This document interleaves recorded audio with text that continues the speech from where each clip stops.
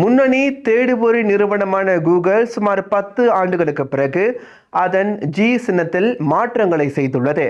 கடைசியாக 2015ஆம் ஆண்டு கூகுள் தனது ஜி சின்னத்தில் மாற்றம் செய்தது குறிப்பிடத்தக்கது. ஜி சின்னத்தில் தனித்தனியாக இருந்த சிவப்பு, மஞ்சள், பச்சை மற்றும் நீலம் ஆகிய 4 நிறங்கள் ஒன்றோடு ஒன்று கலந்திருந்தபடி மாற்றம் செய்யப்பட்டுள்ளது. அது மட்டுமல்லாமல் நிறங்களின் திடத்தன்மையும் குறைக்கப்பட்டுள்ளது. கூகுள் தொடர்ந்து புதிய AI அம்சங்களை அறிமுகப்படுத்தி வருவதால் இந்த வடிவமைப்பு உருவாக்கப்பட்டதாக கூறப்படுகிறது.